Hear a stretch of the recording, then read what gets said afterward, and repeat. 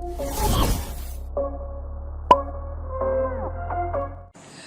Students, welcome to our new lecture number 2 based on the topic amines यानी कि nitrogen containing compounds. पिछले lecture में हम लोगों ने method of preparation of amines देखा था। एमीन की बेसिक कैरेक्टर की प्रॉपर्टीज, बॉइलिंग पॉइंट की प्रॉपर्टीज, ये सारी चीजें देखा था। नेम रिएक्शन भी बहुत इंपॉर्टेंट रिएक्शन हम लोगों ने मेथड ऑफ प्रिपरेशन में ही पढ़ लिया था, जैसे Hofmann bromide, Curtius reaction, Schmidt reaction. तो आज अपने को केमिकल प्रॉपर्टीज ऑफ एमीन पढ़ना है और एक और छोटा सा इंपॉर्टेंट टॉपिक पढ़ना है।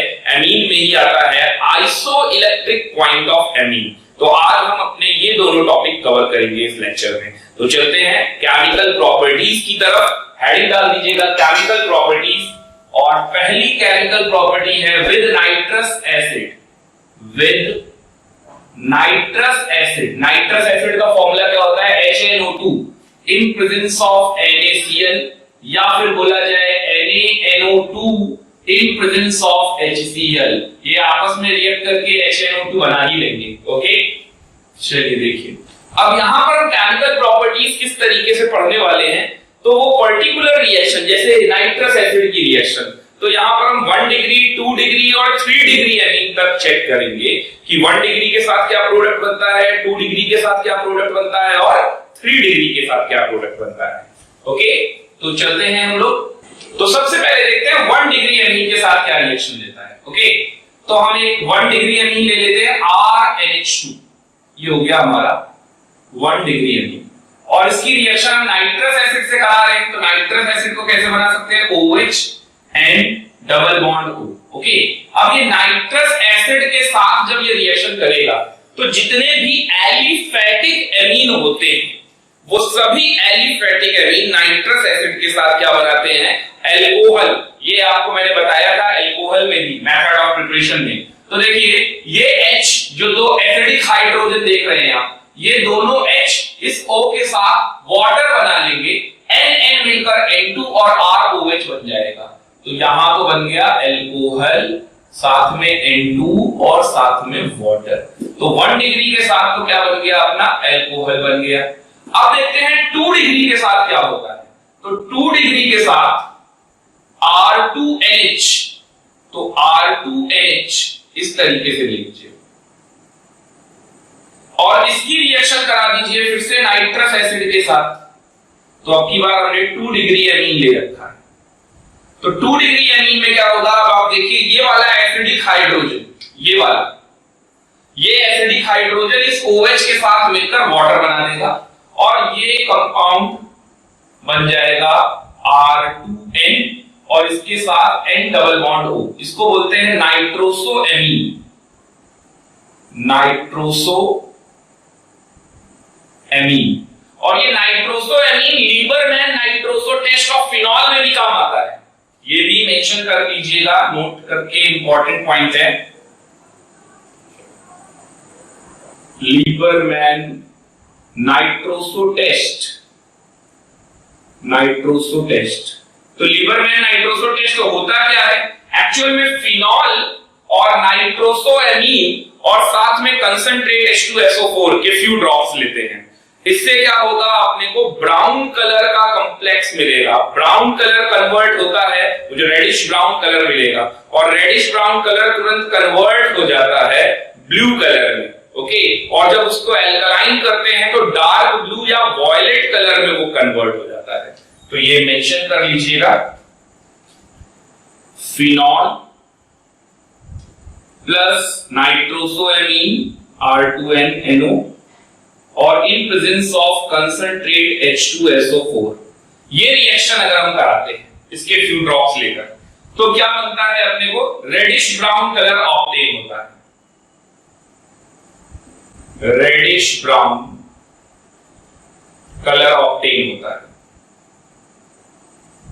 ओके, जो कि बाद में ब्लू कलर में कन्वर्ट हो जाता है। इसी से टेस्ट है फिनॉल का ये। ओके, और ये ब्लू कलर में कन्वर्ट होने के बाद जब अगर हम इसको एल्कलाइन मीडियम दे देंगे, एल्कलाइन मीडियम में ये वॉयलेट कलर में कन्वर्ट हो जाएगा, वॉयलेट या डार्क ब्लू। वॉयलेट या डार्क ब्लू कलर में कन्वर्ट हो जाएगा। तो ये कंफर्मेटरी टेस्ट हो जाएगा लीबरमैन नाइट्रोसो टेस्ट फिनॉल का। ओके, ये जस्ट एक एडिशनल पॉइंट है और एरोमेटिक कंपाउंड्स में फिनॉल में आपको पढ़ाया गया है। चलिए आगे देखते हैं, नेक्स्ट है। तो इसके बाद थर्ड, अगर टर्शरी एमीन, अगर 3 डिग्री एमीन के साथ अगर हम नाइट्रस एसिड की रिएक्शन कर दें तो क्या होगा। तो नेक्स्ट आते हैं 3 डिग्री एमीन के साथ रिएक्शन करनी है, तो R3N इस तरह से बना लेंगे और इसकी रिएक्शन करनी है अपने को नाइट्रस एसिड के साथ। तो देखिए इस नाइट्रोजन के पास क्या है, लोन पेयर इलेक्ट्रॉन। ये नाइट्रोजन अपना लोन पेयर इलेक्ट्रॉन इस वाले हाइड्रोजन को देगा। तो इस वाले हाइड्रोजन को देने से क्या बन जाएगा, ये बना देगा, ये इस तरीके से आ जाएगा। और नाइट्रोजन ने अपना इलेक्ट्रॉन पेयर दिया है तो यहां आ जाएगा प्लस और बाहर आ जाएगा NO2 माइनस, NO2 माइनस। तो इस तरीके का कंपाउंड बन जाएगा, सॉल्ट बन जाएगा बल्कि ये। तो ये कंपाउंड में क्या है, ये सॉल्ट बन जाएगा, ammonium salt. Okay, 3 degree amine का सॉल्ट बन जाएगा। तो ये नोट कर लेंगे। तो ये था पहला chemical property with nitrous acid.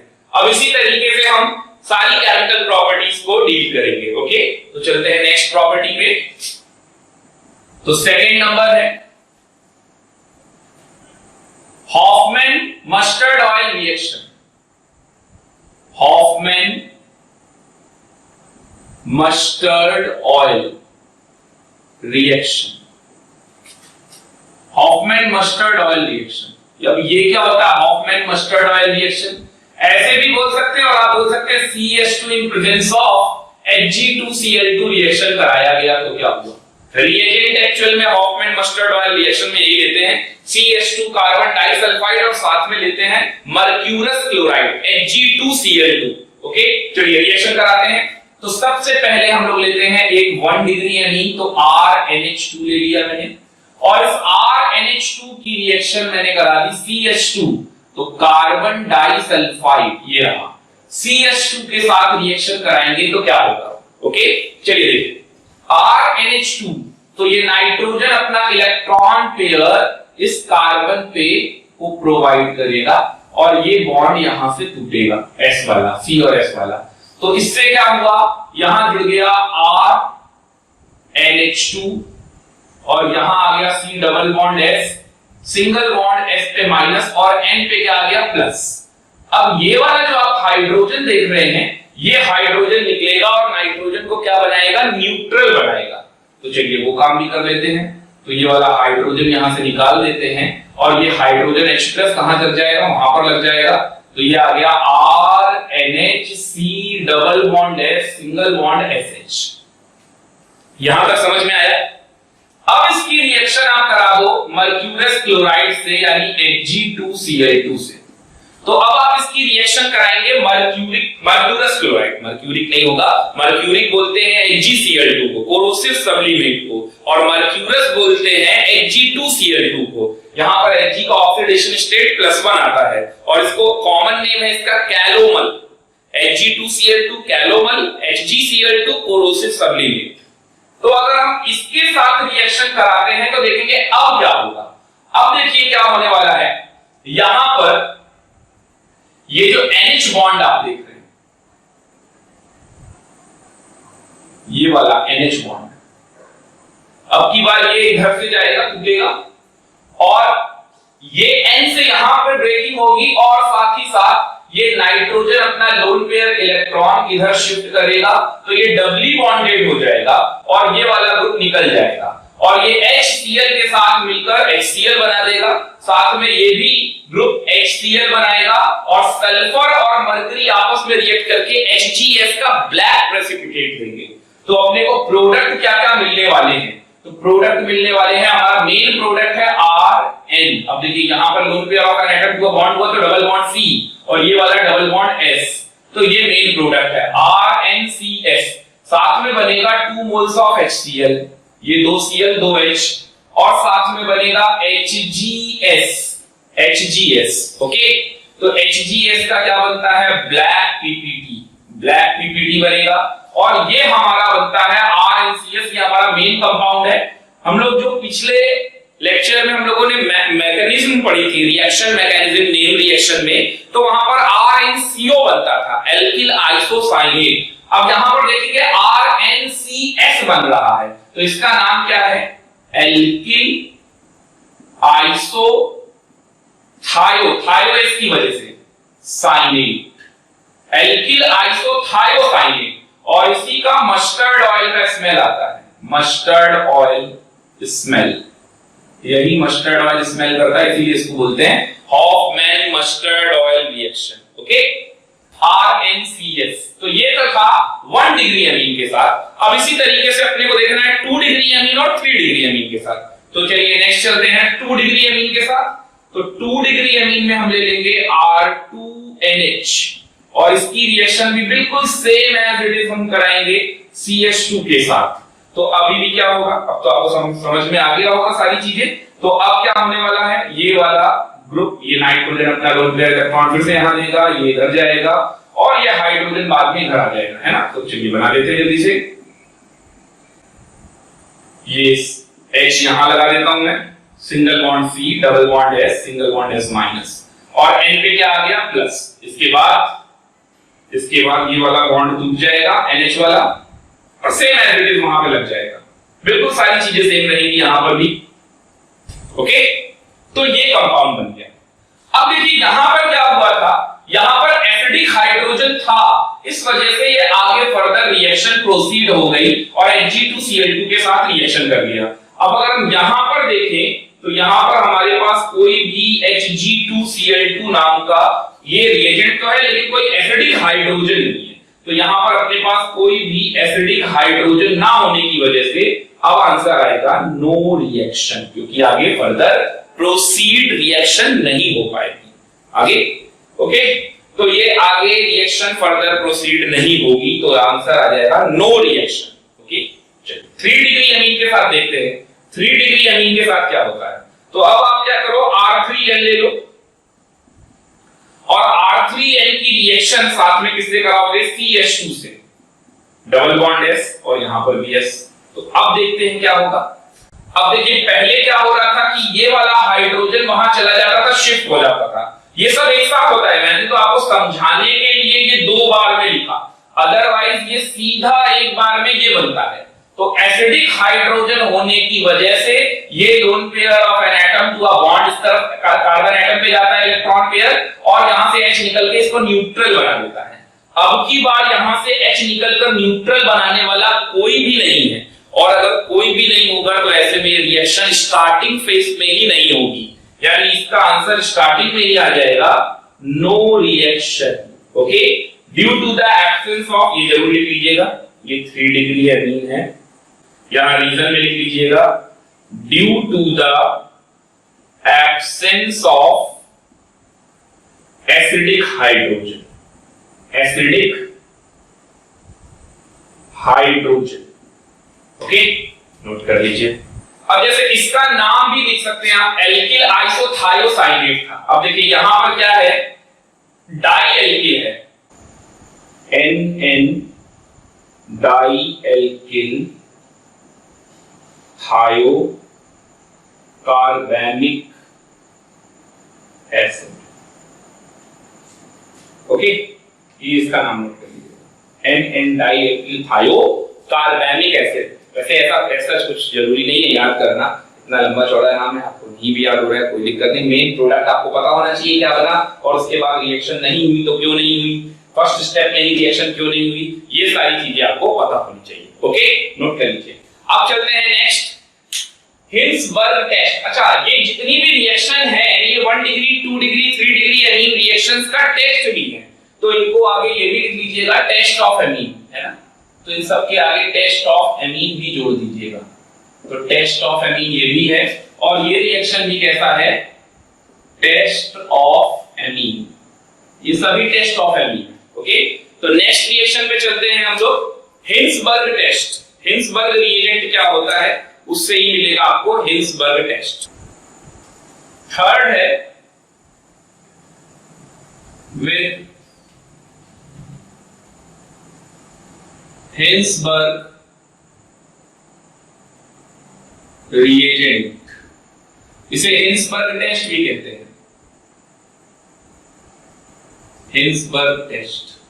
और ये सभी जितनी अभी केमिकल प्रॉपर्टीज हम लोग पढ़ रहे हैं, चाहे वो हॉफमैन मस्टर्ड ऑयल रिएक्शन हो या फिर वो जो पहली वाली रिएक्शन हम लोगों ने देखी थी नाइट्रस एसिड के साथ, ये सभी टेस्ट ऑफ एमीन ही है। ओके, तो हिंसबर्ग रिएजेंट होता क्या है?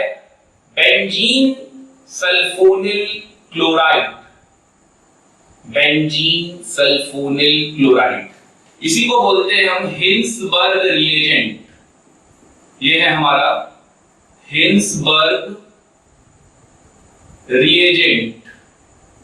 ओके, चलिए देखते हैं हिंसबर्ग रिएजेंट में रिएक्शन कराते हैं हम लोग primary amine, secondary amine and tertiary amine का। तो सबसे पहले आता है 1 डिग्री एमीन। तो प्राइमरी एमीन RNH2, इसकी रिएक्शन कराते हैं हम लोग हिंसबर्ग रिएजेंट का। तो इसको फेल बोल देता हूं मैं, तो ये बोलना थोड़ा आसान हो जाएगा, लिखना आसान हो जाएगा, है ना? फेल लगा देते हैं। तो अब ये एसिडिक हाइड्रोजन है और ये H और ये Cl निकल जाएगा और ये कंपाउंड जुड़ जाएगा, तो ये बन जाएगा RNH S double bond O और यहां पर BH। अब देखिए बेंजीन सल्फोनिल क्लोराइड में से उसका क्लोराइड हटके RNH आ गया, इसका नाम हो जाएगा N alkyl sulphonamide, sulphonamide, sulphonamide, and it is soluble in alkali due to the presence of this acidic hydrogen। इस एसिडिक हाइड्रोजन की वजह से ये सॉल्यूबल हो जाता है एल्कली में, तो ये लिख लेंगे soluble in alkali due to the presence of acidic hydrogen। Acidic hydrogen की प्रेजेंस की वजह से क्या हो जाएगा? ये एल्कली में सॉल्यूबल हो जाएगा ये कंपाउंड। ओके, तो ये 1 डिग्री एमीन का रिएक्शन हुआ। अब इसी तरीके से देखते हैं 2 डिग्री एमीन के साथ क्या होगा। तो 2 डिग्री एमीन में R2NH ले लीजिए और इसकी भी रिएक्शन आप बेंजीन सल्फोनिल क्लोराइड के साथ करा दीजिए। तो अब देखिए ये वाला H एसिडिक है, ये अभी भी निकल जाएगा और ये बना देगा प्रोडक्ट। ये प्रोडक्ट बनेगा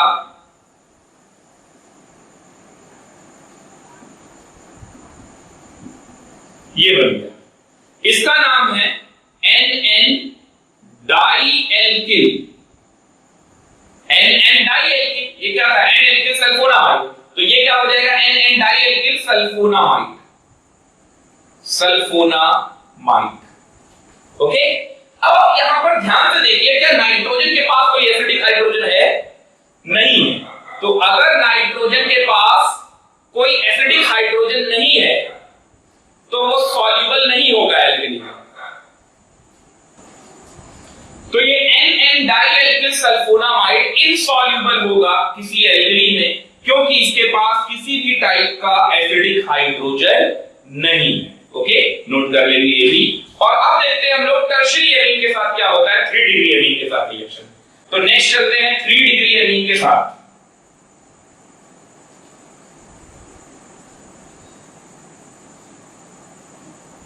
तो 3 डिग्री एमीन की रिएक्शन कराएंगे बेंजीन सल्फोनिल क्लोराइड के साथ। हिंसबर्ग रिएजेंट भी है और इसका नाम बेंजीन सल्फोनिल क्लोराइड भी है, ये भी लिख लीजिएगा, बेंजीन सल्फोनिल क्लोराइड। तो ये बेंजीन सल्फोनिल क्लोराइड के साथ अगर आप ये रिएक्शन कराएंगे, अब की बार देखिए यहां पर कोई एसिडिक हाइड्रोजन ही नहीं है जो कि HCl निकाल पाए, तो आंसर क्या आएगा? स्टार्टिंग में ही नो रिएक्शन। ओके, तो इस तरीके से ये रिएक्शन भी कंप्लीट हुई और हम 1 डिग्री 2 डिग्री 3 डिग्री एमीन में डिस्टिंग्विश भी कर पाए। जिसने सॉल्ट बनाया N-एल्किल सल्फोनामाइड और उसके बाद वो एल्कली में डिसॉल्व हो गया, सॉल्यूबल हो गया, वो 1 डिग्री एमीन। सॉल्ट तो बना लेकिन सॉल्यूबल नहीं हुआ एल्कली में, ऐसे एमीन को बोलेंगे 2 डिग्री एमीन। और जिस एमीन से सॉल्ट ही नहीं बना वो क्या हो गया हमारे लिए 3 degree amine, tertiary amine. Okay, तो चलते हैं अगली रिएक्शन की तरफ। फोर्थ है Hofmann test. Hofmann test, Hofmann bromamide अलग था, हॉफमैन टेस्ट अलग, ओके, और हॉफमैन मस्टर्ड ऑयल रिएक्शन वो अलग है। तो इन पे ध्यान देते जाइएगा कि ये रिएक्शन अलग अलग नाम से बोली जा रही है। हॉफमैन लगने से आपको सब कुछ एक जैसा नहीं लगना चाहिए, ओके। हॉफमैन टेस्ट, तो रिएजेंट क्या है? हॉफमैन रिएजेंट क्या है? रिएजेंट है ऑक्सैलिक एसिड, लीजिए आप। तो ऑक्सैलिक एसिड क्या होता है? ये है ना, और यहां पर क्या लगा दीजिए?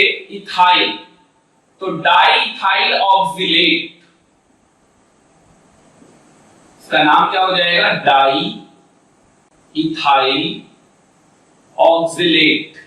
अब ये डाई इथाइल ऑक्सिलेट के साथ रिएक्शन करानी है आपको 1 degree amine, 2 degree amine and 3 degree amine.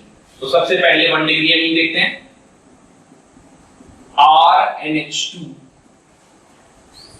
RNH2 की रिएक्शन इससे कराएंगे, तो ये वाला पहले लिख लेता हूं, डाइथाइल ऑक्सिलेट।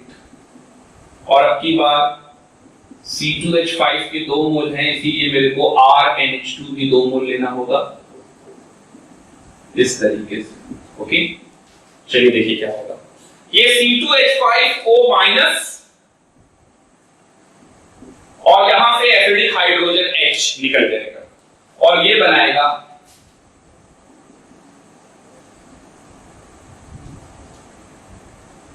बनाएगा NHR और यहां से भी NHR, ओके। और साथ में बन जाएगा 2 mole of C2H5OH, 2 mole, okay. अब हम करते हैं इसकी रिएक्शन 2 डिग्री अमीन के साथ। तो 2 डिग्री अमीन के साथ देखिए क्या बनेगा।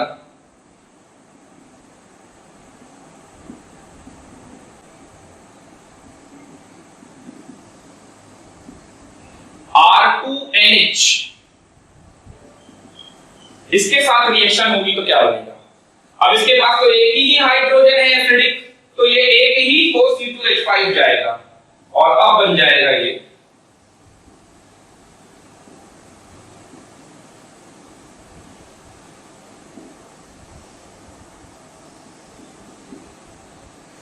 इस तरीके से, ओके।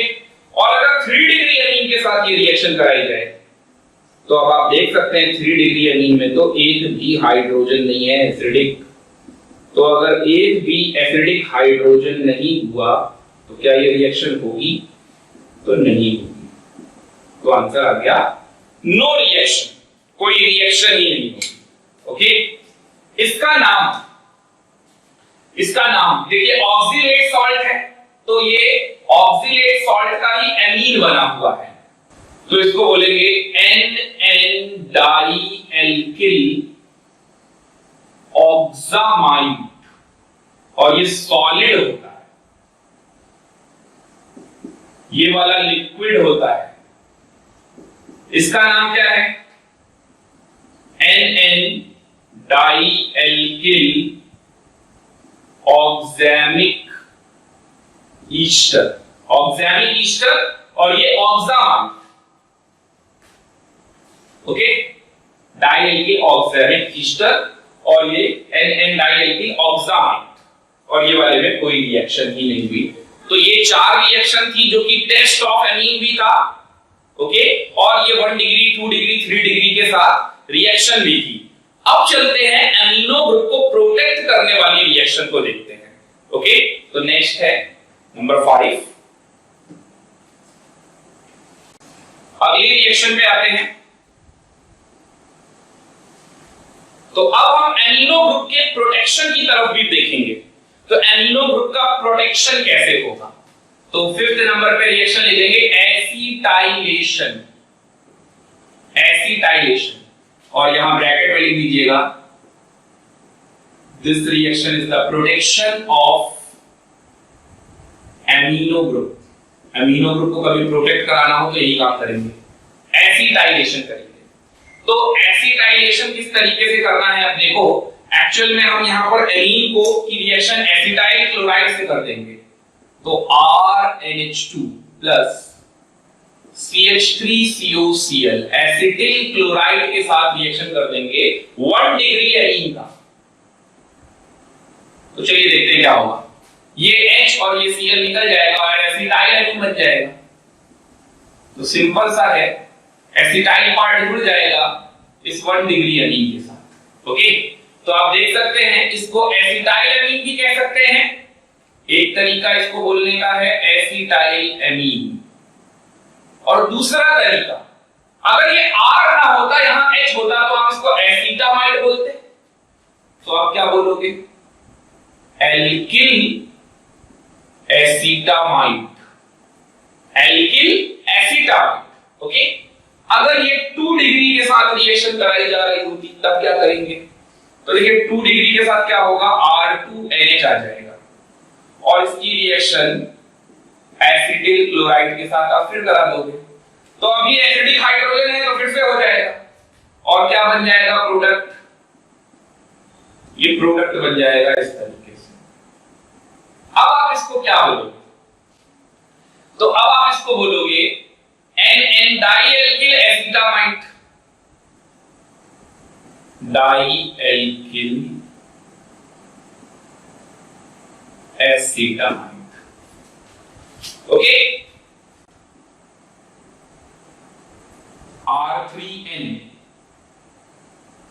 3 डिग्री एमीन की रिएक्शन अगर आप एसिटिल क्लोराइड से कराओगे तो सोचो क्या होगा। अब की बार तो कोई हाइड्रोजन नहीं है, इसका मतलब नो रिएक्शन। बहुत सिंपल है एमीन की रिएक्शन को समझना, बस याद क्या होना चाहिए आपको, रिएजेंट कौन सा है। रिएजेंट मालूम होगा तो आपको ये रिएक्शन याद हो जाएगी। अच्छा, ये चीज तो पहले समझ ले कि आखिर ये प्रोटेक्ट कैसे हुआ है एमिनो ग्रुप। तो प्रोटेक्ट कैसे हुआ है एमिनो ग्रुप अगर आपको ये जानना है तो बहुत सिंपल है, इसकी क्या करा दो आप, हाइड्रोलिसिस। हाइड्रोलिसिस कराओगे तो क्या होगा, ये एमीन रीगेन हो जाएगा, यानी बन जाएगा RNH2 और साथ में बनेगा एसिटिक एसिड। ठीक इसी तरीके से अगर आप यहां वाले पे भी, इसको थोड़ा साइड कर देते हैं, यहां वाले पे भी अगर आप इसकी हाइड्रोलिसिस कराओगे तो आपका ये ग्रुप भी प्रोटेक्ट होता दिखाई दे रहा है। देखिए यहां पर R2NH बन जाएगा 2 डिग्री एमीन और साथ में बन जाएगा एसिटिक एसिड। ओके, अब 3 डिग्री वाले में तो बना ही नहीं तो उसमें कुछ होगा भी नहीं, उसमें आगे हमें कुछ प्रोटेक्शन देखने की जरूरत ही नहीं। जब रिएक्शन ही नहीं हुई तो फिर उसमें प्रोटेक्शन की क्या जरूरत है। ओके, तो यहां पर अगर आप एसिटिल क्लोराइड के साथ रिएक्शन करा रहे हैं तो आंसर ही है जब नो रिएक्शन, तो फिर आगे हाइड्रोलिसिस का कोई मतलब नहीं होता। ओके, तो इस तरीके से प्रोटेक्शन है। प्रोटेक्शन का मतलब हो गया जो आपने कंपाउंड बनाया उसकी आप हाइड्रोलिसिस करेंगे तो आपको दोबारा वही एमीन मिल जाएगा। ओके, नोट कर लीजिए इसको। एसिटाइलेशन के बाद नेक्स्ट आते हैं बेंजोइलेशन। नेक्स्ट है बेंजोइलेशन।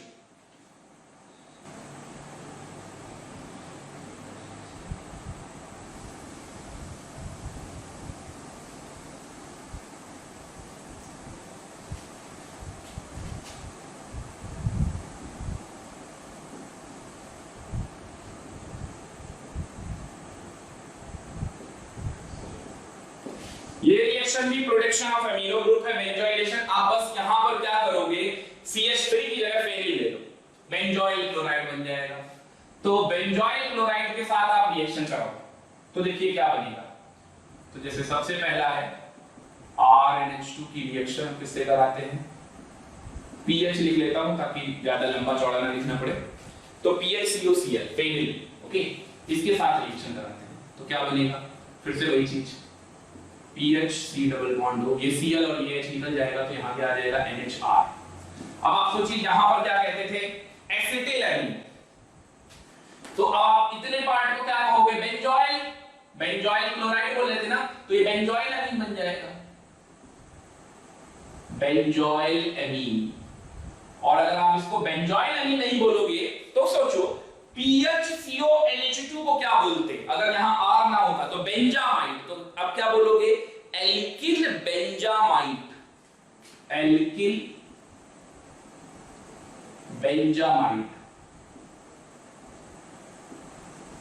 प्रोटेक्ट कैसे होगा, तो प्रोटेक्ट के लिए क्या करेंगे, हाइड्रोलिसिस, वाटर के साथ रिएक्शन कराएंगे, हाइड्रोलिसिस करेंगे।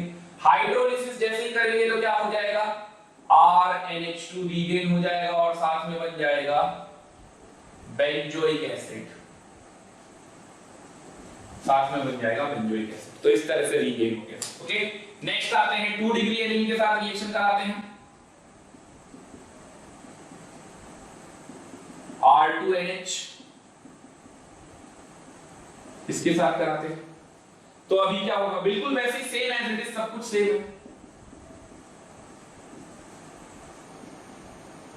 अब क्या बोलेंगे, NN dialkyl benzamide, NN dialkyl benzamide. और प्रोटेक्ट कराने के लिए क्या करना पड़ेगा, हाइड्रोलिसिस। तो उसके लिए आप इसकी हाइड्रोलिसिस करा दो। हाइड्रोलिसिस कराते ही क्या हो जाएगा, आपको मिल जाएगा R2NH और साथ में मिल जाएगा बेंजोइक एसिड। ओके, नेक्स्ट आते हैं 3 डिग्री एमीन के साथ। तो सेम उसी तरीके से सब कुछ फिर से, 3 डिग्री एमीन में कोई भी एसिडिक हाइड्रोजन नहीं है और ना होने की वजह से क्या होगा, नो रिएक्शन। तो जल्दी से नोट कर लीजिए इसको। तो ये था बेंजोइलेशन। इसी तरीके से एमिनो ग्रुप को प्रोटेक्ट करने के लिए एसिटाइलेशन, बेंजोइलेशन के साथ साथ आप एसिटिक एनहाइड्राइड का भी यूज कर सकते हो। ओके, तो नेक्स्ट है विद एसिटिक एनहाइड्राइड, अगली रिएक्शन।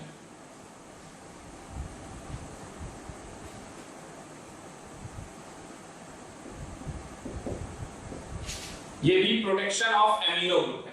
ओके, चलिए देखते हैं कैसे। अब की बार आपने 1 डिग्री एमीन की रिएक्शन एसिटिक एनहाइड्राइड के साथ करा देनी है।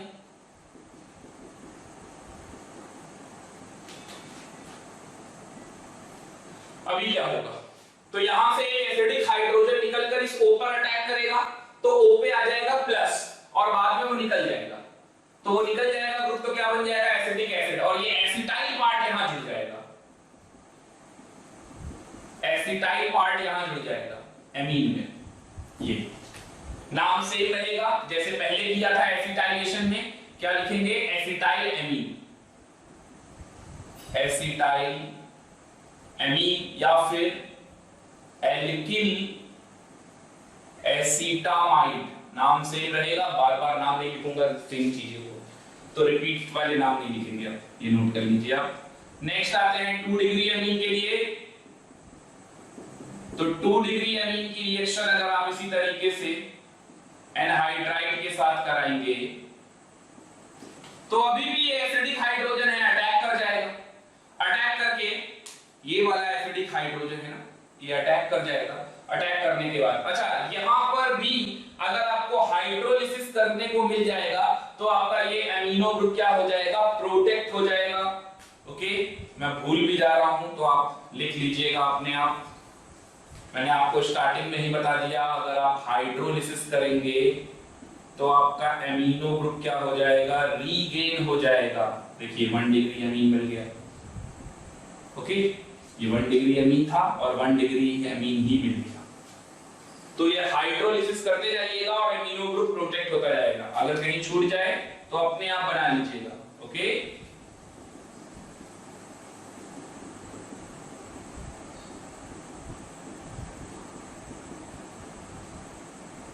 टू डिग्री एमीन की रिएक्शन एसिटिक एनहाइड्राइड के साथ करते हैं, क्या बनेगा, ये एसिडिक, ये H+ आयन फिर से अटैक करेगा यहां पर और ये एसिटिक एसिड बना के निकल जाएगा। तो एसिटाइल वाला पार्ट फिर से जोड़ दीजिए।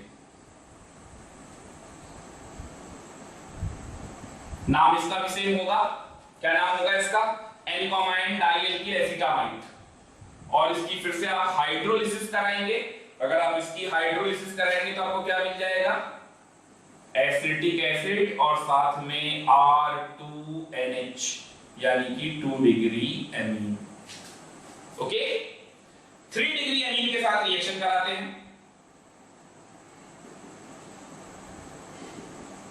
तो 3 डिग्री एमीन के साथ अगर हम रिएक्शन कराते हैं टर्शियरी एमीन और उसकी रिएक्शन कराते हैं एसिडिक एनहाइड्राइड, तो आप खुद ही सोचो अब क्या आपके पास एसिडिक हाइड्रोजन है एमीन के पास?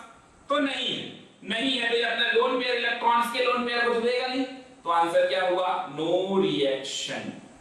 तो इस तरीके से हमने ये एमिनो ग्रुप को क्या किया? प्रोटेक्ट किया। और अब हम आगे बढ़ते हैं ऑक्सीडेशन ऑफ एमीन की तरफ। ओके, यहां तक नोट कर लीजिए।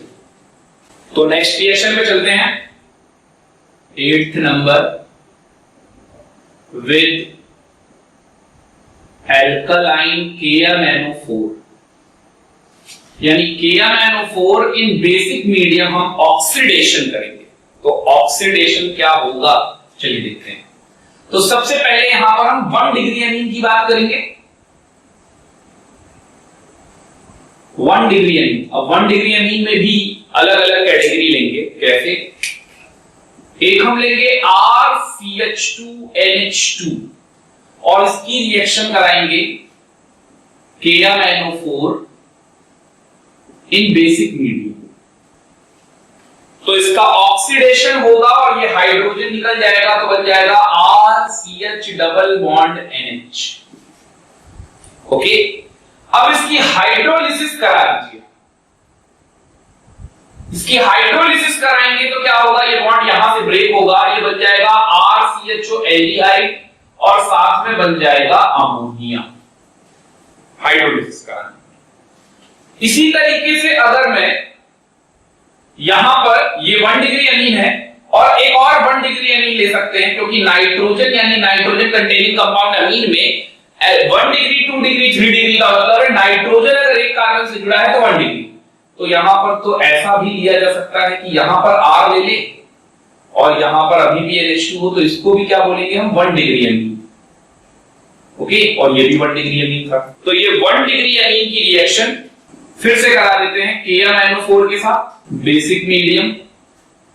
अभी क्या होगा? अभी ये दोनों R इस H और इस H को निकाल देंगे तो ये दोनों R जुड़ जाएंगे और डबल बॉन्ड NH। और अगर हम अब हाइड्रोलिसिस कराएंगे तो आपको समझ में आ रहा होगा कीटोन बन जाएगा इससे। तो अब बन जाएगा कीटोन और साथ में अमोनिया। ओके, अगर हम इसी में इस H को भी रिप्लेस कर दे R से, अभी भी ये 1 डिग्री एमीन ही है और अब इसकी रिएक्शन हमने कर दी KMnO4 बेसिक मीडियम। तो यहां तो कोई हाइड्रोजन है नहीं रिमूवल के लिए, तो ये NH2 ग्रुप का NO2 ग्रुप हो जाएगा। तो ये NH2 group will oxidise into NO2। Okay, ये था 1 डिग्री एमीन। अब इसी तरीके से देखिए 2 डिग्री एमीन के लिए।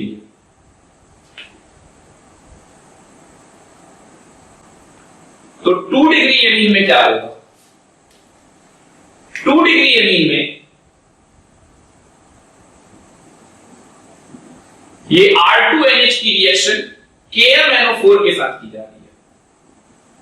KMnO4 इन बेसिक मीडियम।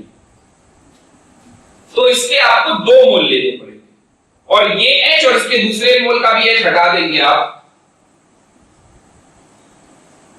तो ये इस तरीके से ये कंपाउंड बन जाएगा। अब ये है क्या? अगर यहां पर R नहीं होता तो आप इसको बोलते हाइड्राजीन। अगर यहां पर R नहीं होता तो आप इसको बोलेंगे हाइड्राजीन। अब R लगा दिया है और कितने लगा दिए हैं? 4, तो आप बोलेंगे टेट्रा एल्किल हाइड्राजीन। इसका नाम हो जाएगा टेट्रा एल्किल हाइड्राजीन। NH2 को बोलते हैं ना हाइड्राजीन, तो उसके H हटा के R लगा देंगे तो क्या बोलेंगे? Tetra alkyl hydrazine. अब चलते हैं 3 डिग्री एमीन की तरफ। तो 3 डिग्री एमीन का अगर ऑक्सीडेशन कर दें, 3 डिग्री एमीन का अगर हम ऑक्सीडेशन कर दें तो नाइट्रोजन से जुड़े 3 कार्बन, तो उसको बोलेंगे 3 डिग्री एमीन। और अगर इसका ऑक्सीडेशन करेंगे हम KMnO4 के साथ तो आएगा नो रिएक्शन बेसिक मीडियम में, नो रिएक्शन। अब की बार कोई भी हाइड्रोजन नहीं है रिमूव होने के लिए। ओके, तो ये था ऑक्सीडेशन विद एल्कलाइन KMnO4। एक ऑक्सीडेशन की रिएक्शन अपने को और पढ़नी है with Caro's acid, peroxo monosulphuric acid, तो वो भी देख लेते हैं। With Caro's acid, Caro's acid का मतलब H2SO5, इसी को बोलते हैं कैरोज एसिड, और इसका दूसरा नाम है peroxo monosulphuric acid, peroxo monosulphuric acid. Okay, चलिए देखते हैं 1 डिग्री एमीन के साथ क्या होने वाला है। तो 1 डिग्री एमीन के साथ रिएक्शन देखनी, तो ऐसे ही फिर से एमीन ले लेंगे 1 डिग्री, RCH2NH2, और इसकी रिएक्शन H2SO5 से कराएंगे। तो इसमें परऑक्सी लिंकेज होता है और ये ऑक्सीडाइजिंग एजेंट की तरह काम करेगा, और ये ऑक्सीडाइजिंग एजेंट की तरह काम करेगा तो यहां पर क्या बना देगा, RCH डबल बॉन्ड NH, और जब आप इसका फर्दर ऑक्सीडेशन करेंगे तो ये बना देगा ऑक्साइन। वहां देखिए हाइड्रोलिसिस कर रहे थे, यहां पर इसका फर्दर ऑक्सीडेशन कर रहे हैं, तो ये बन जाएगा RCH डबल बॉन्ड NOH। ये एल्डिहाइड से बना हुआ ऑक्साइन है। ऑक्साइन क्या होता है, कार्बन डबल बॉन्ड N और उसके साथ जुड़ा OH, इसको बोलते हैं हम ऑक्साइन।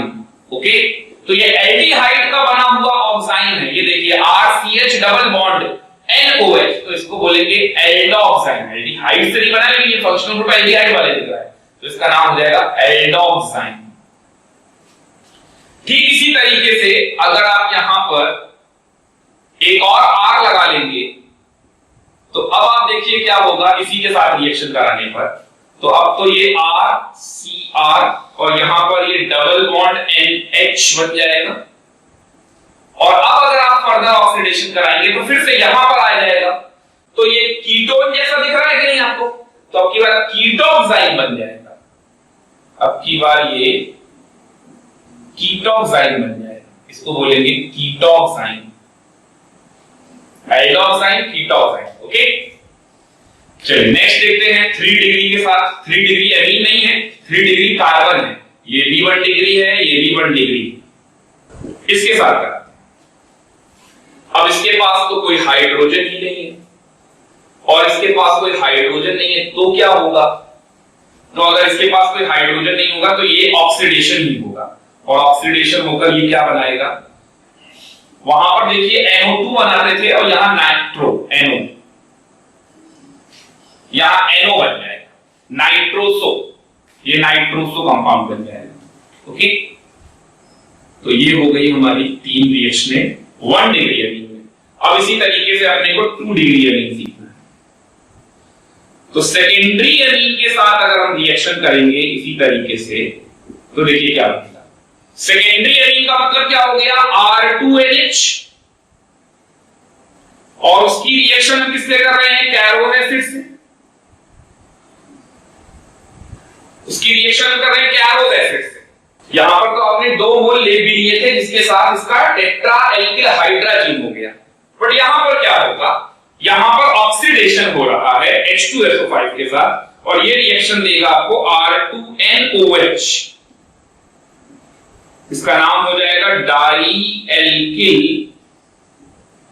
Hydroxyl amine, dialkyl hydroxyl amine. तो उस वाले से डिफरेंट कंपाउंड बनाया।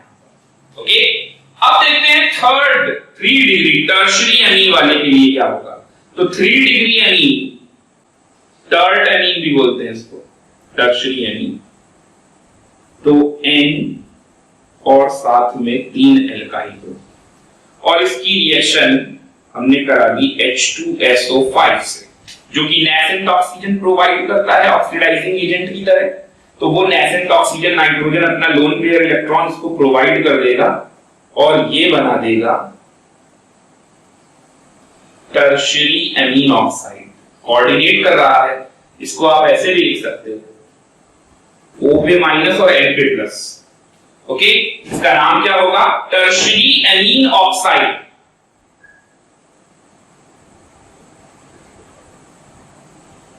Tertiary amine oxide. Okay, Cope reaction में यूज होता है ये कंपाउंड।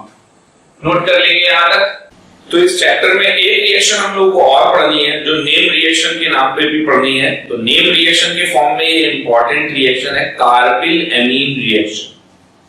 हेडिंग डाल देंगे कार्बिल एमीन रिएक्शन। अब ये कार्बिल एमीन रिएक्शन क्या होता है, चलिए देखते हैं। तो कार्बिल एमीन रिएक्शन में एमीन की रिएक्शन क्लोरोफॉर्म से होती है। एमीन की रिएक्शन क्लोरोफॉर्म से होती है और साथ में हमें लेना है NaOH या फिर KOH। अब इससे क्या बनने वाला है? एमीन की रिएक्शन क्लोरोफॉर्म प्लस NaOH और KOH से होगी। तो इससे बनता है कार्बिल एमीन, और कार्बिल एमीन कहते किसको हैं? RNC। RNC इसी को बोलते हैं कार्बिल एमीन। Okay, RNC। इसके साथ साथ और क्या बनेगा? इसके साथ साथ बनता है NaCl और वाटर। NaCl और वाटर। ओके, तो ये जो कार्बिल एमीन है इसका बैड स्मेल होता है। कार्बिल एमीन मरे हुए चूहे की बदबू आती है। ओके, तो ऐसा लगता है, तो बैड स्मेल। अब ये सब बातें तो ठीक है, बट अपने को सीखना है इसकी मैकेनिज्म, आखिर ये बना कैसे। तो इसकी मैकेनिज्म समझते हैं। तो हेडिंग डाल देंगे आप मैकेनिज्म। चलिए देखते हैं मैकेनिज्म में कार्बिल एमीन आखिर बनता कैसे। तो सबसे पहले बात करते हैं क्लोरोफॉर्म का स्ट्रक्चर देखते हैं। तो क्लोरोफॉर्म का स्ट्रक्चर कुछ ऐसा होगा। ओके, और यहां पर NaOH KOH क्या है? बेस। तो NaOH KOH जो बेस है वो OH माइनस आएगा। तो OH माइनस और ये H निकल जाएगा बेस की वजह से, ये एसिडिक हाइड्रोजन निकल जाएगा। क्यों ये एसिडिक क्यों है? क्योंकि ये कार्बन जो है यहां इसके बगल में ये Cl minus I effect show करेंगे। तो due to minus I effect ये हाइड्रोजन कैसा होगा? एसिडिक हाइड्रोजन होगा। ओके, और वैसे भी sp3 हाइब्रिडाइज्ड कार्बन से भी जुड़ा है, तो ये यहां से निकलेगा तो क्या बना देगा? वाटर। और इसके साथ साथ हमारा जो आयन बन जाएगा वो बन जाएगा CCl3 माइनस आयन। तो ये बन जाएगा CCl3 माइनस आयन। ओके, अब ये जो CCl3 माइनस आयन बन गया है, अब इसमें से क्या होने वाला है? अब इसमें से एक Cl भी निकल जाएगा। तो आप ये जो Cl देख रहे हैं तीन, इनमें से एक Cl भी निकलेगा, और वो Cl जो निकलेगा तो ये हमारा इंटरमीडिएट बन जाएगा CCl2, जिसको हम बोलते हैं डाइक्लोरोकार्बीन।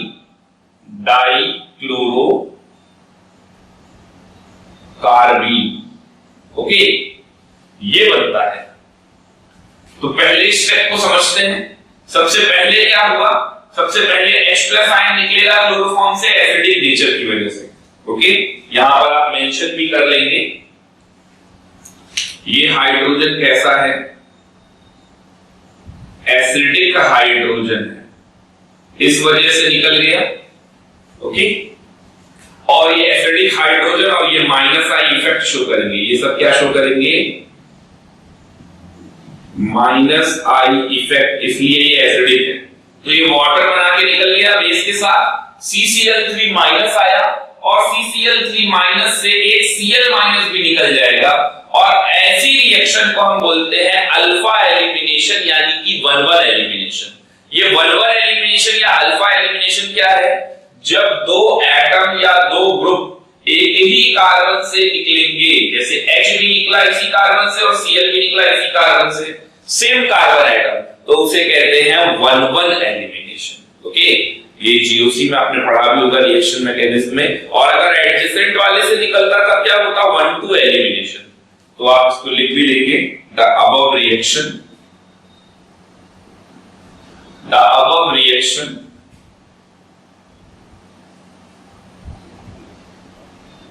is alpha elimination or 1-1 elimination.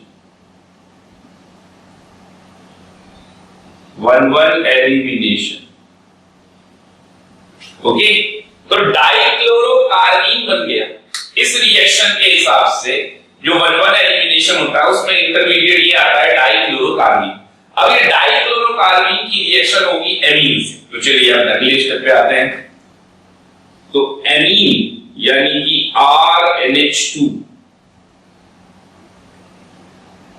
और इसकी रिएक्शन होगी डाइक्लोरोकार्बन। अब एक्चुअल में देखिए डाइक्लोरोकार्बन तो कार्बन का ऑक्टेट नहीं कंप्लीट है। कार्बन की आउटर मोस्ट शेल में 4 इलेक्ट्रॉन है और 4 में से 2 तो सिंगल बॉन्ड बना रहे हैं, किसके साथ, क्लोरीन के साथ, और 2 इलेक्ट्रॉन रहेंगे। ओके, तो 2 इलेक्ट्रॉन अगर बॉन्ड बना रहे हैं तो वहां से कितने आ गए, शेयरिंग से 2 इलेक्ट्रॉन और आ रहे हैं, तो टोटल हो गए 6। लेकिन इसका ऑक्टेट नहीं कंप्लीट है और इसके पास वैकेंट ऑर्बिटल भी है। तो CCl2 के पास वैकेंट ऑर्बिटल है और नाइट्रोजन अपना लोन पेयर इलेक्ट्रॉन इसके वैकेंट ऑर्बिटल में प्रोवाइड कर देगा। इसके पास क्या है, हैज वैकेंट ऑर्बिटल। ओके, तो ये नाइट्रोजन अपना लोन पेयर इलेक्ट्रॉन जब इसको देगा तो ये क्या बन जाएगा, देखेंगे यहां बन जाएगा RNH2 N पे प्लस हो जाएगा। ये RNH2 में अगर वैसे ही बना दे हम तो RNH2 में N पे तो आ गया प्लस, सिंगल बॉन्ड, CCl2 पे आ जाएगा माइनस। ओके, अब देखिए यहां पर नाइट्रोजन के ऊपर पॉजिटिव चार्ज हो गया, तो जैसे ही नाइट्रोजन के ऊपर पॉजिटिव चार्ज होगा ये वाला हाइड्रोजन एटम टूट जाएगा और ये नाइट्रोजन को न्यूट्रल बना देगा और ये H चला जाएगा यहां पर CCl2 के पास। तो ये बन जाएगा RNH सिंगल बॉन्ड CHCl2 ये इस तरीके का कंपाउंड बना देगा। यहां तक समझ में आया आपको? नाइट्रोजन ने अपना लोन पेयर इलेक्ट्रॉन CCl2 को दिया तो इससे क्या हुआ, डोनर पे पॉजिटिव चार्ज, रिसेप्टर पे नेगेटिव चार्ज। जैसे ही नाइट्रोजन पे पॉजिटिव चार्ज आएगा ये वाला ग्रुप यहां से हट जाएगा, ये वाला हाइड्रोजन एटम ये यहां से निकल जाएगा और ये वहां पर पहुंच जाएगा। तो CHCl2 जो न्यूट्रलाइज हो गया। अब चलिए न्यूट्रल बनने के बाद क्या होने वाला है, फिर से यही प्रोसेस होगा। अब की बार फिर से बेस आएगा OH-। अब जरा ध्यान से देखिए, ये वाला हाइड्रोजन पहले RNH2 में या क्लोरोफॉर्म में ये हाइड्रोजन एसिडिक हुआ करता था तो H+ आयन निकल जाता था, और अभी भी ये नाइट्रोजन से जुड़ा हुआ हाइड्रोजन है तो ये भी हाइड्रोजन कैसा है, मोर एसिडिक। और ये मोर एसिडिक क्योंकि मोर इलेक्ट्रोनेगेटिव एटम से जुड़ा हुआ है। इसके साथ साथ बगल में ये सभी ग्रुप क्या शो करेंगे, -I। ये सभी ग्रुप शो करेंगे -I इफेक्ट। तो इस वजह से ये वाला मोर एसिडिक हो गया। तो अगर ये मोर एसिडिक हो जाएगा तो H+ आयन OH- आयन निकल जाएगा। तो क्या निकलेगा, वाटर निकल जाएगा, और वाटर निकलने के बाद यहाँ क्या आ जाएगा, ये H पे प्लस जाएगा तो N पे क्या आएगा, माइनस। N पे माइनस आएगा तो इससे Cl ग्रुप भी निकल जाएगा और ये बन जाएगा RN डबल बॉन्ड CHCl। ये इस तरीके से। अब एक चीज ये भी समझ में आ रही है, Cl- निकल कर आखिर बनाता क्या, यहां पे भी निकला, यहां पे भी निकला।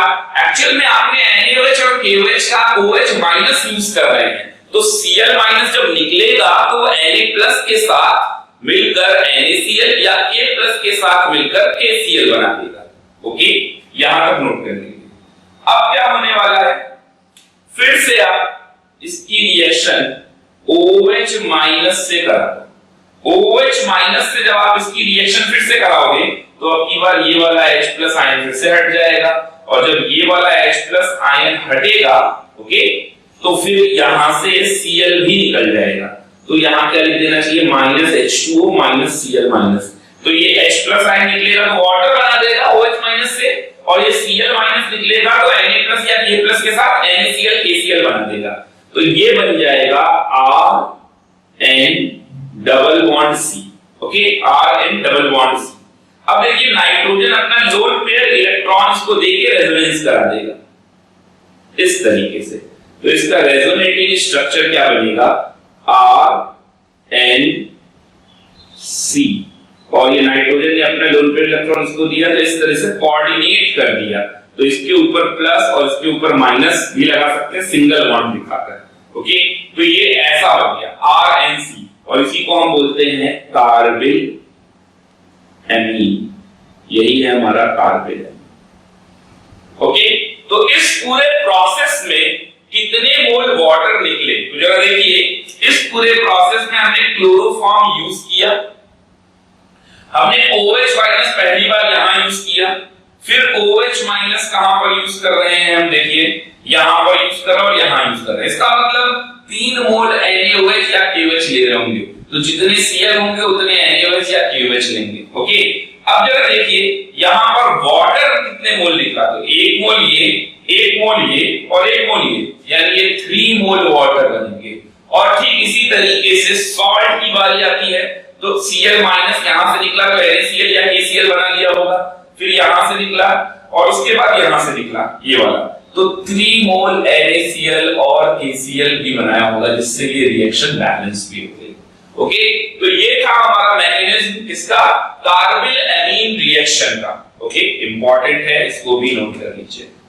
और अब हम चलते हैं आइसोइलेक्ट्रिक पॉइंट एंड ज्यूटेराइन की तरफ। तो आइसोइलेक्ट्रिक पॉइंट क्या होता है ये जानने से पहले अपने को ज्यूटेराइन क्या होता है ये जान लेना चाहिए। ओके, यहां तक नोट कर लीजिए जल्दी से। नेक्स्ट हेडिंग डालेंगे ज्यूटेराइन, अपने को पढ़ना है ज्यूटर आयन, तो ज्यूटर आयन अपने को पढ़ना है और आइसोइलेक्ट्रिक पॉइंट पढ़ना है, और इन दोनों से पहले अपने को सीखना है एमिनो एसिड्स। तो अल्फा एमिनो एसिड्स की बारी आती है, तो एमिनो एसिड्स क्या होते हैं, तो एमिनो एसिड्स इस तरीके के कंपाउंड्स होते हैं, ये COOH अगर अपना फंक्शनल ग्रुप है तो ये कार्बन क्या होगा अल्फा कार्बन, तो ये हो गया एमिनो, तो अल्फा एमिनो एसिड। अब अल्फा एमिनो एसिड तो समझ में आ गया। अब ये अल्फा एमिनो एसिड सॉल्यूशन में 3 फॉर्म में एग्जिस्ट करता है। ओके, तो ये एग्जिस्ट करता है in solution, it exist in 3 form, it exists in 3 form। कौन कौन सी, एसिडिक, बेसिक और न्यूट्रल,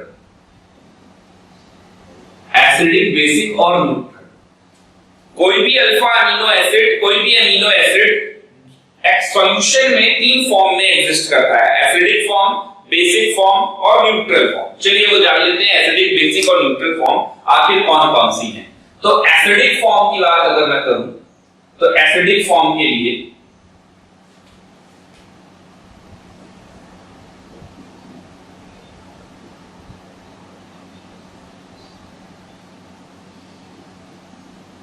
तो ये फॉर्म को बोलेंगे हम एसिडिक फॉर्म।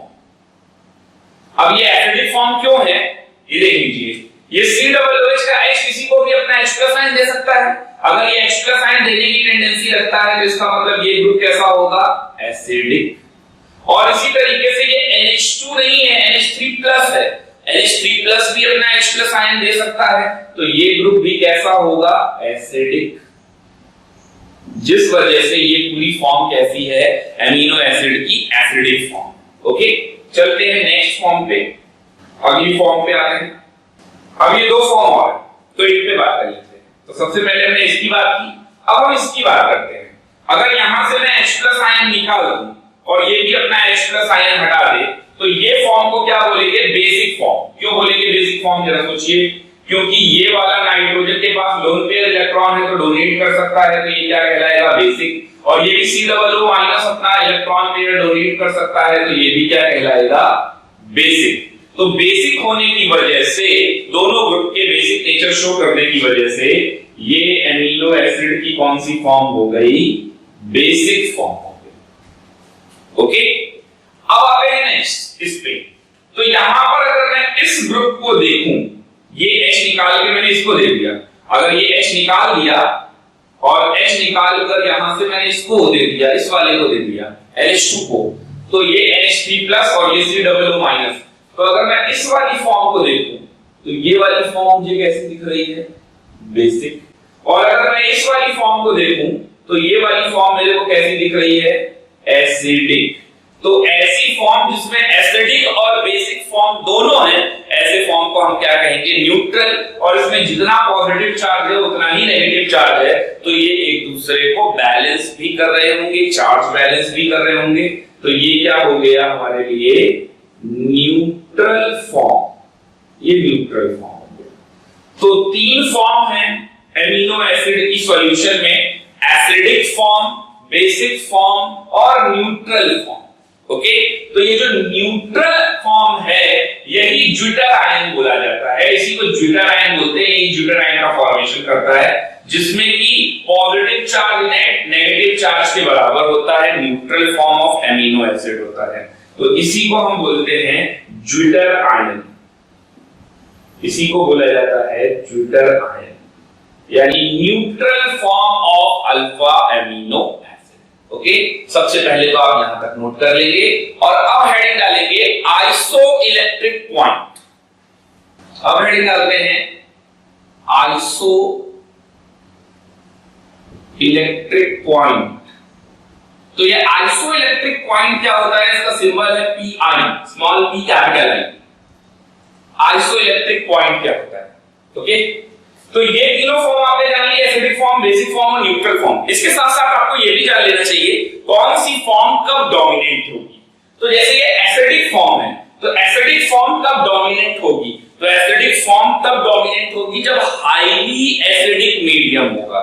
ठीक है, तो यहां लिख लेंगे it dominate in highly acidic medium. Highly acidic medium, highly acidic medium जैसे कि पीएच क्या होना चाहिए? Very low, pH very low. अगर पीएच वेरी लो होगा तभी ये एसिडिक फॉर्म डोमिनेट हो। ओके, इसी तरीके से बेसिक फॉर्म कब डोमिनेट होगी? तो बेसिक फॉर्म कब डोमिनेट होगी? ना हाईली बेसिक मीडियम, तो dominate at highly basic medium, यानी उस टाइम पे पीएच कितना होना चाहिए? तो पीएच वेरी हाई होना चाहिए। वेरी हाई पीएच होगा तभी ये बेसिक फॉर्म डोमिनेंट होगी। और ये न्यूट्रल फॉर्म कब डोमिनेंट होगी? तो पीएच का न्यूट्रल पॉइंट क्या होता है? 7। तो पीएच का न्यूट्रल पॉइंट 7 होता है, तो ये जो ज्विटर आयन है ना एग्जैक्टली 7 पे नहीं आएगा, नियर बाय 7 पे ये फॉर्म डोमिनेंट होगी।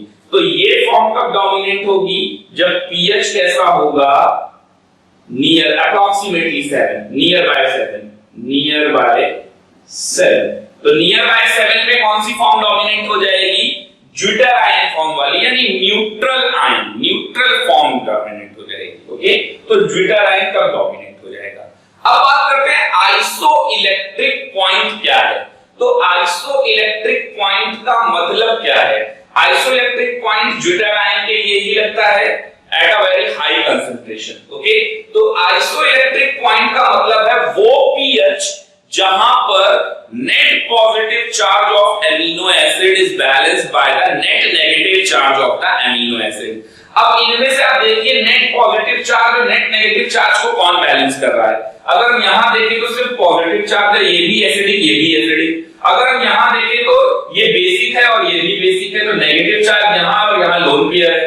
अगर इस फॉर्म को देखें तो यहां पर एसिडिक पार्ट भी है और बेसिक पार्ट भी है, पॉजिटिव चार्ज भी है और नेगेटिव चार्ज भी है।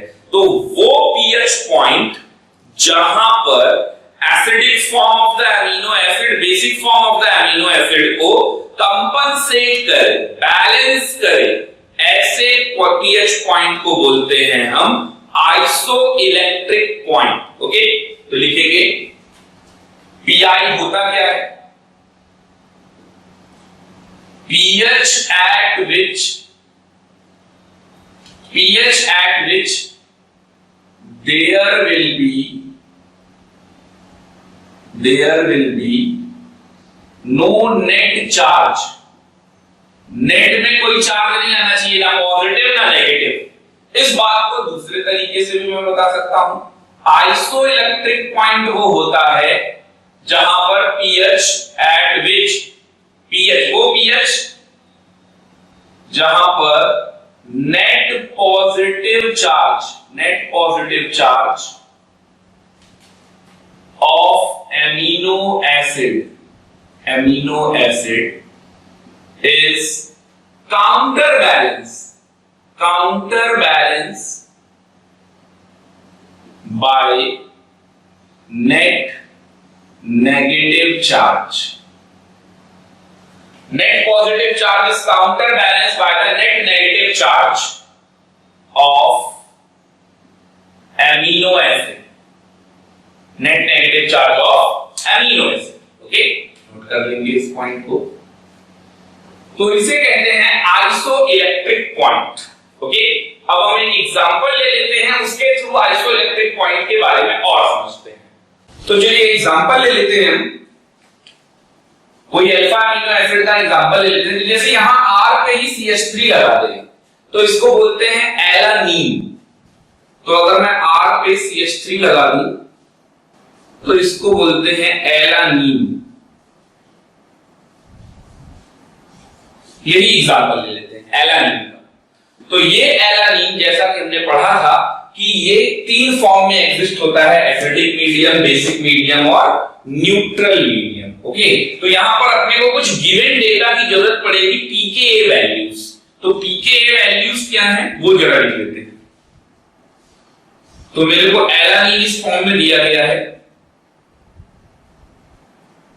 अब आप लोग खुद बताइएगा कौन सा फॉर्म है।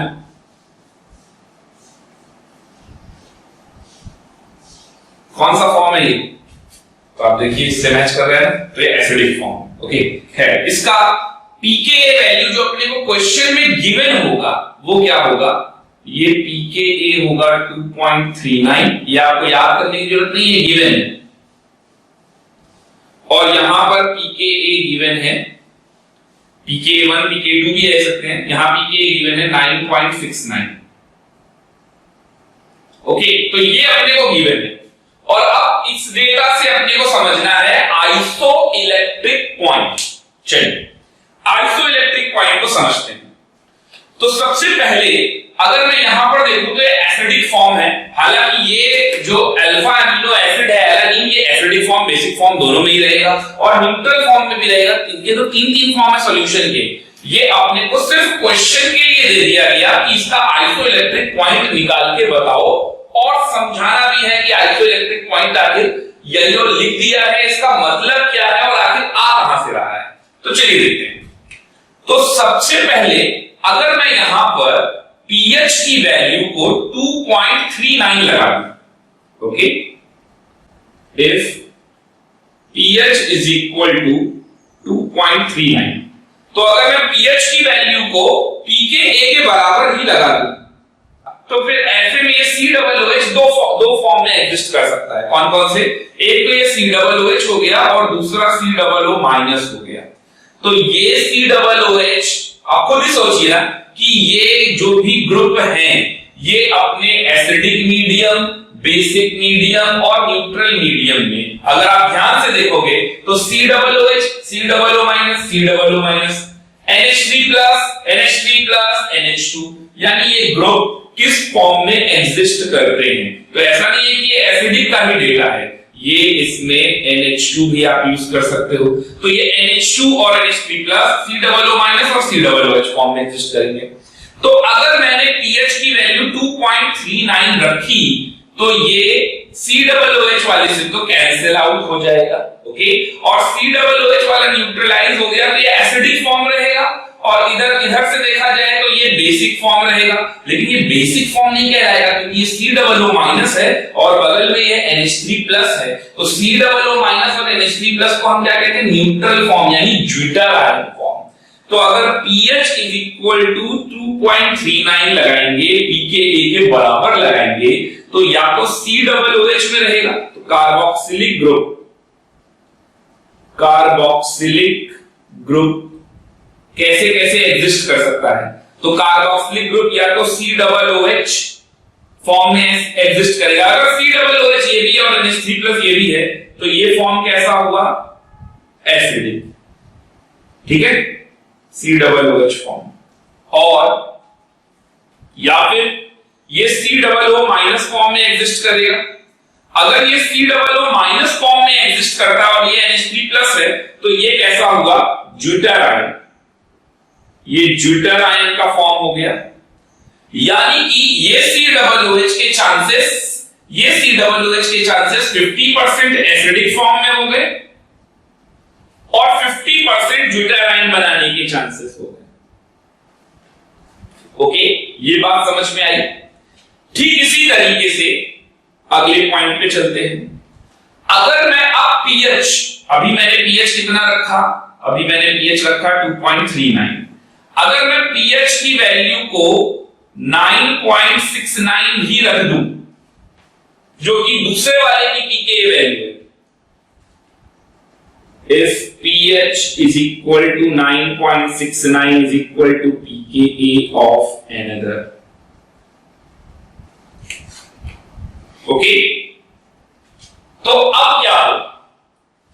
तो अब ये NH3+ के फॉर्म में भी रह सकता है और NH2 फॉर्म में भी रह सकता है।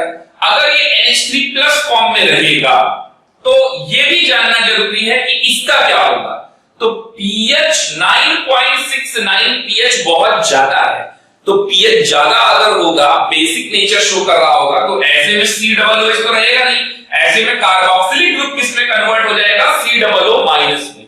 तो if pH is equal to 9.69 pKa of another, तो ऐसे में होगा क्या? ऐसे में या तो आपको NH3+ के फॉर्म में मिलेगा, NH3+ फॉर्म मिलेगा, या फिर आपको NH2 फॉर्म मिलेगा। ओके, और साथ साथ कार्बोक्सिलिक का क्या होगा? Carboxylic group exist as COO- due to pH 9.69, इसलिए बेसिक में आ जाएगा। तो अब देखिए, अगर ये NH3+ फॉर्म में रहा और ये वाला ऊपर वाला COO- फॉर्म में रहा, तो इस फॉर्म को आप क्या कहेंगे? इसको आप बोलेंगे ज्यूटर आयन फॉर्म। और अगर ये NH2 फॉर्म में रहा और ये COO- फॉर्म में रहा, तो इस फॉर्म को आप क्या बोलेंगे? इस फॉर्म को आप बोलेंगे बेसिक फॉर्म। तो ये बेसिक पे चांसेस फिर से 50% के हो गए और ज्यूटर आयन के चांसेस भी ये 50% हो गए। अब जो मैं आपको बताने जा रहा हूं वो जरा ध्यान से समझिएगा, अदरवाइज आपको आइसोइलेक्ट्रिक पॉइंट का कांसेप्ट ही नहीं समझ में आएगा। तो आपने देखा कि मैंने pH की वैल्यू पहले pKa1 जैसी रख दी, तो पहले pKa1 मेरा रखा तो 2.39 पे रखा, तो 2.39 रखने पर मुझे ये ग्रुप दो फॉर्म में दिखाई दिया, या तो मुझे एसिडिक फॉर्म दिखाई दिया या तो मुझे ज्यूटर आयन फॉर्म दिखाई दिया। इन द सेम वे जब मैंने pKa वैल्यू को pH के बराबर रख दिया, 9.69 रख दिया, तो भी मुझे दो फॉर्म दिखाई दिए, एक तो ज्यूटर आयन फॉर्म दिखाई दिया और एक बेसिक फॉर्म दिखाई दिया, और इन दोनों फॉर्मों के चांसेस 50-50% है। तो इसका मतलब अगर मैं pH वैल्यू 2.39 से लेकर 9.69 तक चलूंगा, 2.39 से लेकर 9.69 तक चलूंगा, तो जब स्टार्टिंग में मैंने देखा तो एसिडिक फॉर्म और ज्यूटर आयन फॉर्म, और फिर लास्ट में मैं देख रहा हूं तो बेसिक फॉर्म और ज्यूटर आयन फॉर्म, यानी इनिशियली कौन डोमिनेट करेगा? एसिडिक फॉर्म, और फाइनली कौन डोमिनेट करेगा? Basic form. इसका मतलब एक मिड पॉइंट आएगा, मिडवे, और ये मिडवे में क्या होगा? इस मिडवे में ज्यूटर आयन का कंसंट्रेशन मैक्सिमम होगा, zwitter ion concentration will be maximum.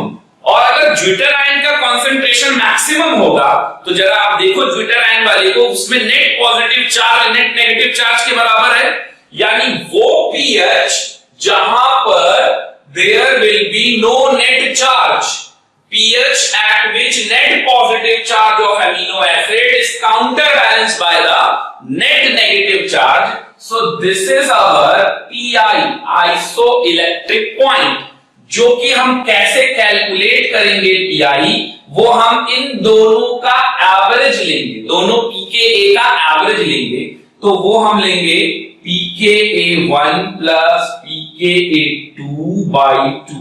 आप इनको 1 2 कर भी लो, pKa1 pKa2, ओके, तो कोई कंफ्यूजन नहीं रह जाएगा। तो इस हिसाब से ये हो गया 2.39 plus 9.69 divided by 2। 2.39 plus 9.69 divided by 2 is equal to 6.04। ये आ गया आइसो इलेक्ट्रिक पॉइंट। हर एक का सेम नहीं होता, ये डिपेंड करेगा कि यहां पर पीके वैल्यूज क्या क्या दी गई है। ओके, तो ये हमारा आ गया आइसो इलेक्ट्रिक पॉइंट, नोट कर लेंगे, पॉइंट ऑफ एलानीन। ओके, तो ये एवरेज निकालना होता है, इस तरीके से निकालते हैं पीके वैल्यू। ओके, अब ये तब लगेगा जब यहां पर कोई साइड चेन में आयनाइजेबल फॉर्म में कोई फंक्शनल ग्रुप ना हो। जैसे आप देख सकते हैं यहां पर एक COOH और एक ये ग्रुप है ना, तो आयनाइजेबल फॉर्म में दूसरा कोई फंक्शनल ग्रुप ना आ जाए, साइड चेन में कोई ग्रुप ना आ जाए। ठीक है, तो यहां नोट करके लिख भी लेंगे, valid if there will be no side chain functional group।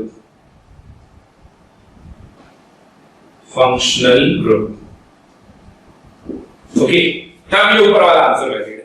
तो अगर कोई साइड चेन में भी आ जाएगा तब क्या करना होगा, उसके लिए भी एक और एग्जांपल देख लेते हैं। तो एग्जांपल नंबर 2, उसके लिए हम एक और एग्जांपल देख लेते हैं। तो दूसरे एग्जांपल में चलिए देखते हैं उसको भी, जैसे इस तरीके से है और यहां पर COOH है और यहां पर भी ये COOH है या NH3 प्लस लगा रखा है, ऐसा कुछ है साइड चेन। तो अब ऐसे में क्या करना है, ऐसे में इसका pK वैल्यू, जैसे मान लेते हैं इसका pK1 है, इसका pKa2 है और इस वाले का pKa3 है।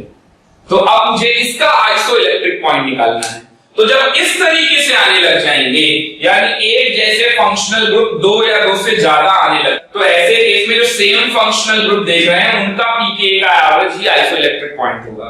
तो अब की बार जो आइसोइलेक्ट्रिक पॉइंट होगा वो होगा pKa1 प्लस pKa2 बाय 2। इस वाले को नहीं लेंगे।